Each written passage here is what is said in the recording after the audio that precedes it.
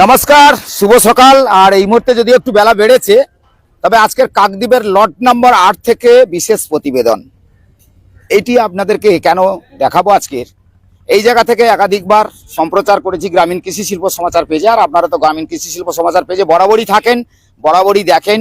আমরা বিভিন্ন জায়গায় যেমন খবরগুলি তুলে ধরি, বিভিন্ন অনুষ্ঠান তুলে ধরি, তার পাশাপাশি আজকের এই বিশেষ প্রতিবেদন কেন, নিশ্চয়ই আজকের এই বিশেষ প্রতিবেদন আপনাদের কাছে তুলে ধরার কারণ একটাই, এই মুড়িগঙ্গা নদী সব থেকে গুরুত্বপূর্ণ নদী, যেখান থেকে বিভিন্ন পুণ্যার্থী থেকে শুরু করে নিত্যযাত্রী তাদের যেতে হয়। সরকার অর্থাৎ বর্তমান সরকার যেহেতু ভারতীয় জনতা পার্টির, কিন্তু এর আগেই তৃণমূল সরকার ছিল এবং তারা একাধিক প্রতিশ্রুতি দিয়েছিলেন যে এই মুড়িগঙ্গা নদীর উপর সেতু হয়ে যাচ্ছে, কিন্তু আজও পর্যন্ত তার সেতুর কিছুই দেখা মেলেনি। যে প্রতিশ্রুতি, সেই প্রতিশ্রুতি থেকে গেল, সরকার চলে গেল। বর্তমান সরকার যারা এসছেন, অর্থাৎ এই মুহূর্তে রাজ্য সরকারের পরিবর্তন হয়েছে এবং সেই রাজ্য সরকারের পরিবর্তন হওয়াতে আপনারা জানেন যে ইদানিং বিভিন্ন কর্মসূচি কিন্তু মাননীয় মুখ্যমন্ত্রী শুভেন্দু অধিকারী কিন্তু ইতিমধ্যে নেওয়া শুরু করেছে। তবে হ্যাঁ, এই জায়গায় যখনই গঙ্গাসাগরের মেলা আসে, আমরা বিভিন্ন সময়, সবসময় তো আমরা চলে আসি এই জায়গাতে, কিন্তু আমরা যে খবরগুলি দেখাই, গঙ্গাসাগরের মেলার সময় ড্রেজিং হয়, প্রচুর বালি কাটা হয় এবং কোটি কোটি টাকা তছরূপ হয়, এবং কারা এর মধ্যে জড়িয়ে থাকে তার কিন্তু হদিশ এখনো মেলেনি। তবে সরকার হয়েছে। এই যে কালোবাজারি, এই যে যারা এই বালি মাফিয়া, যারা বালির সঙ্গে, অর্থাৎ আমরা শুনতাম বীরভূম বাঁকুড়া যেখানে বালি কারবারিরা রয়েছে, কিন্তু এই আবার মুড়িগঙ্গা নদীতে এখানেও বালি কারবারিরা রয়েছে। এই বালি কারা তুলতেন, কিভাবে যেত, সরকারি কিভাবে পদ্ধতি রয়েছে, এবং এই বালি কারা দায়িত্ব নিত। এখানে আবার শোনা যায় থানার আশেপাশে নাকি ডাক মাস্টার, এটা আবার কি, এটা আবার কি পোস্ট, এটা নিয়ে কিন্তু অনেক বিতর্ক রয়েছে। তবে বর্তমান সরকার কোনো অজুহাত শুনতে রাজি নয়, কারণ সরকার বারবার বলছে যে কোনো দুর্নীতির সঙ্গে জড়িয়ে থাকা ব্যক্তির আইনত ব্যবস্থা হবে, তার তদন্ত করে তার আইনত ব্যবস্থা হবে। অর্থাৎ বুঝতে পারছেন কেন এই বিশেষ প্রতিবেদন। এই প্রতিবেদনটা এই জন্য লর্ড 8 থেকে দেখানো, আপনাকে দেখাতে পারবো। এই যে মুড়িগঙ্গা নদীটা রয়েছে, এখানে দেখবেন ছোট ছোট নৌকোগুলো চলে। এর আগে আমরা খবর দেখিয়েছিলাম। এই নৌকোগুলো কখন চলে? যখন এই নদীতে জল থাকে না।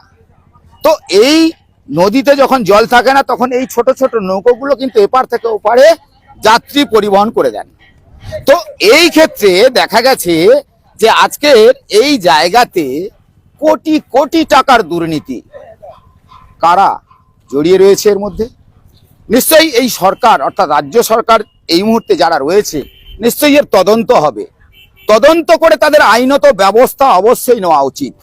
কারণ আমার আপনার ট্যাক্সের টাকাতে সরকারি তহবিলে গেলে তাদের মাইনে হয়, এবং সেই মাইনে পাওয়ার পরেও তারা তোলাবাজি যদি করে থাকে, এটা কি আপনার কাছে শোভনীয়? আপনি কি ভাববেন? কারণ আপনি অন্ধকারে এতদিন ছিলেন, আলোর জগতে যখন আসছেন আপনি বুঝতে পারছেন যে এগুলো কি ছিল, এগুলোতে কি হতো, কারা করত, তাদের সঙ্গে কারা জড়িয়ে রয়েছে, সব মিলিয়ে আজকের এই প্রতিবেদনটা আপনাদের কেমন লাগছে? আর গ্রামীণ কৃষি শিল্প সমাচার পেজে যারা দেখছেন, দর্শকরা যারা দেখছেন, তারা বুঝতে পারছেন আমি এই জায়গাতে এসে একাধিকবার আমি খবর দেখিয়েছি। এই মুড়িগঙ্গা নদীর এই যে দেখতে পাচ্ছেন ভেসেলের যে ঘাটটা, ওই দূরে 1 নম্বর ঘাটে এখন এই মুহূর্তে এখান থেকে ভেসেল যাবে। হয়তো এই ইতিমধ্যে জোয়ার চলছে, কিন্তু জোয়ার যখন না থাকবে তখন কিন্তু এই নৌকোগুলো আবার শুরু করবে, যাতায়াতের ব্যবস্থা করবে। যারা নিত্যযাত্রী পুণ্যার্থী তারা এখান থেকে যাতায়াত করবে ওই গঙ্গাসাগরে যাওয়ার জন্য কচুবেড়িয়া। কিন্তু যখনই জল থাকে না, তারপরে আটকে পড়ে এই ভ্যাসেল। অর্থাৎ যখনই গঙ্গাসাগরের মেলা আসে, আর সেই গঙ্গাসাগরের মেলার সময় তড়িঘড়ি করে কাজ শুরু করে দেওয়া হয়, কিন্তু কত টাকার কাজ হয় আজও হিসেব দিতে পারেনি। এটা নিয়ে একাধিকবার দরবার করেছে তৎকালীন যখন রাজ্যের বিরোধী যারা ছিলেন, অর্থাৎ বিজেপি যখন ছিলেন, তারা কিন্তু একাধিকবার আমাদের ক্যামেরার মুখোমুখি হয়ে জানিয়েছে যে প্রচুর দুর্নীতি হয়েছে। সে ভিডিও আমাদের কাছে রয়েছে। কারণ তখন তারা বলেছিলেন যে এই দুর্নীতি বন্ধ করতে হবে, কিন্তু আবার তারাই এখন সরকারে রয়েছে। তো তারা কি করবেন? নিশ্চয়ই তদন্ত তো করবে, কারণ এই তদন্ত না করলে আসল যারা এই দুর্নীতির সঙ্গে জড়িয়ে রয়েছে আপনি আমি জানতে পারবো না। যদি সরকারের সদিচ্ছা থাকে এবং চেষ্টা থাকে, নিশ্চয়ই এই দুর্নীতি করা মানুষগুলোকে আইনত ব্যবস্থা নেওয়া যেতে পারে। এটা কারণ এই কারণেই আজকের এই ভিডিওটা আপনাদের কাছে তুলে ধরা, কারণ এই জায়গাটা সব থেকে গুরুত্বপূর্ণ। ওপারের মানুষগুলি দীর্ঘদিন তারা আশায় রয়েছে, কারণ এখানে যদি সেতু হয়, সেই সেতু হওয়ার পরেই তারা কিন্তু আরামে করে যেতে পারবেন, আর তাদের আর সেই কষ্ট থাকবে না।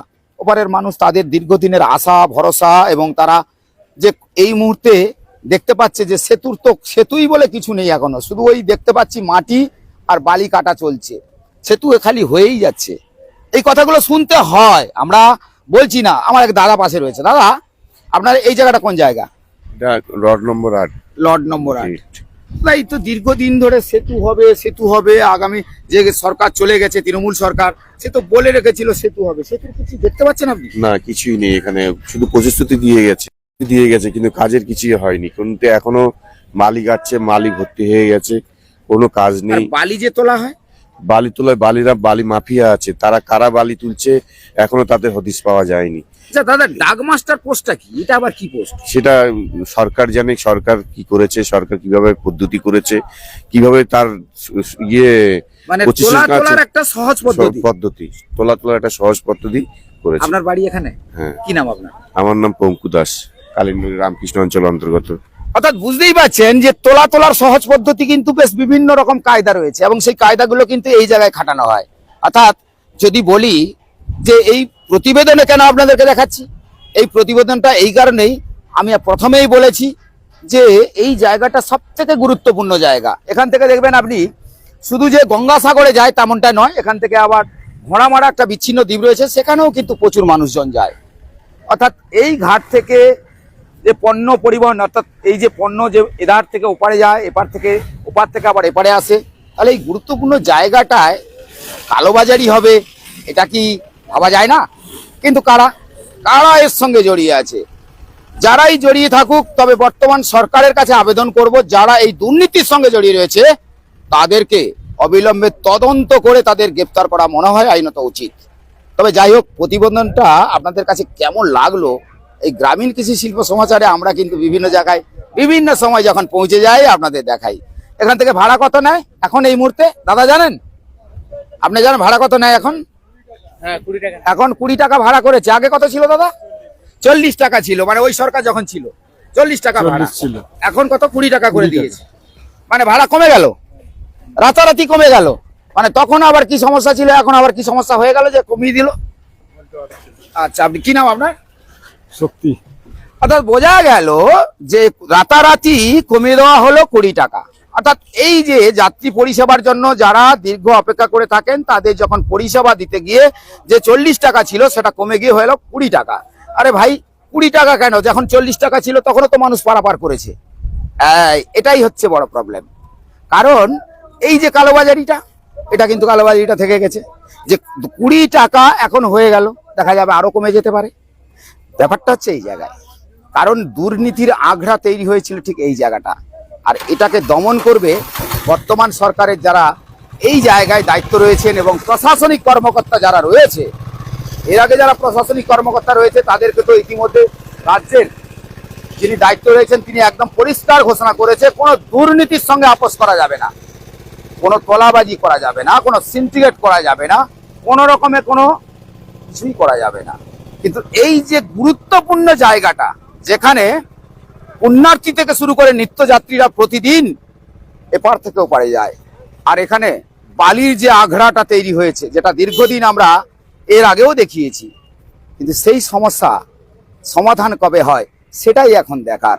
কারণ আমার যিনি ক্যামেরা ধরে আছে ওনাকে বলবো একটু মরিগঙ্গা নদী দেখাতে, কারণ মরিগঙ্গা নদীটা সব থেকে গুরুত্বপূর্ণ, কারণ এটা যখন এই মুহূর্তে জোয়ার রয়েছে, তবে এটা ভাটা হলে এই যে নিত্যযাত্রীদের কি সমস্যা হয় সেটা নিশ্চয়ই বোঝা যায়। কারণ এই জায়গা থেকে পারাপার হতে গেলে তাদের যথেষ্ট সময় লাগে, তাদের গুরুত্বপূর্ণ কাজ মুমূর্ষু রোগী থেকে শুরু করে পণ্য, এই সমস্ত যে সমস্ত দেখতে পাচ্ছেন এগুলো নৌকো করে নিয়ে যেতে হয়। অর্থাৎ সব মিলিয়েই সমস্যার জায়গাটা কিন্তু এখনো সমাধানের কোনো জায়গায় আসেনি। অর্থাৎ কবে এই সমাধানটা হয় সেটা কিন্তু আমাদের এখন দেখার। আর সবাইকে বলবো ভিডিওটা কেমন লাগলো, গ্রামীণ কৃষি শিল্প সমাচার ঠিক এইভাবেই খবরগুলো তুলে ধরে আপনাদের কাছে। ভালো থাকবেন।